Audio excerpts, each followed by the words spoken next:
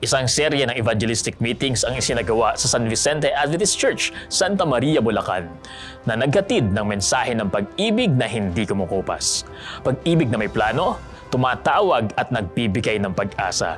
Sa pagtatapos ng serye, 39 na katao nagpasyang sumunod kay Kristo sa pamamagitan ng bautismo. Para sa Balitang May Pag-asa, si Rosel Jimeniano ang magdadala ng ulat.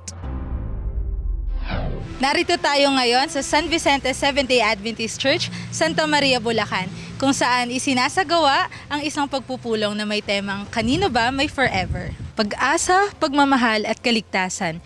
Yan ang naging sentro ng mga mensahe sa 2 linggong evangelistic meeting na pinangunahan ni Northern Luzon Philippine Union Mission Communication Director, Pastor Bong Fidakan. Mga kapatid, maaari sa buhay po natin, no? Ito na yung huling pagkakataon. Kailangan natin na magdesisyon na humarap at tumanggap sa ating Panginoon. Tayo ay binibigyan ng panahon na magdesisyon. Nasa 6 na pong mga interesadong kalahok ang nakinig, natuto at nabigyang liwanag ang mga puso. Kasama sa programa ang Friends for Life na nagbigay ng espesyal na himig at inspirasyon sa bawat gabi at pinalakas ang diwa ng bawat dumalo.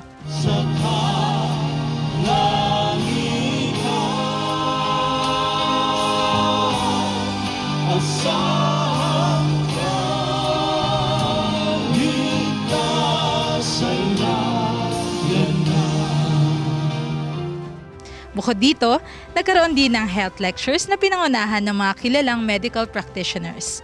Napalawak ang kaalaman ng mga manonood mula sa tamang nutrisyon hanggang sa holistic approach sa pangangalaga sa kanilang katawan.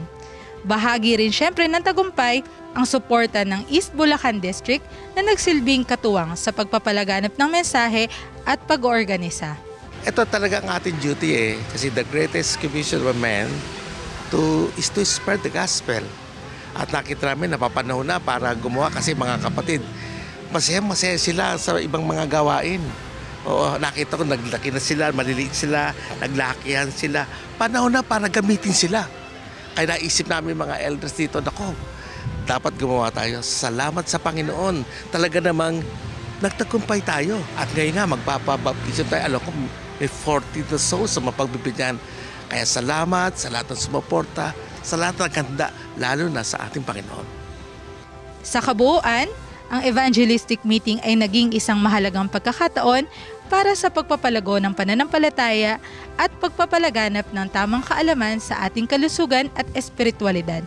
Tayo po ay nagpapasalamat at pumupuri sa pangalan ng ating Panginoon sapagkat Siya ang lubos na nagmahal sa atin. Tayo rin naman ay magmahal sa Kanya. Tiyak na magpapatuloy ang epekto nito sa buhay ng bawat isa. Sobrang blessed po ako talaga kasi against po talaga yung asawa ko dito. Tapos hirap po talaga akong magdesisyon kahit gusto ko po talaga ang gusto niya lang naman din po kasi parang iisa lang yung relihiyon namin. Ang na-point out ko naman kasi dito nung umatin ako neto, iba yung presence iba yung paliwanag, talagang mararamdaman mo yung Holy Spirit na pumasok sa'yo. Ang pinili ko po ang Diyos alam ko naman po kikilos po talaga yung Panginoon po kung sakali na iwalayan niya ako. Kung nakaredy naman talaga akong iwalayan niya ako, di ba? Why not? Pero marami po kasi kaming plano talaga sa buhay. Ganon. Pero masaya po talaga ako.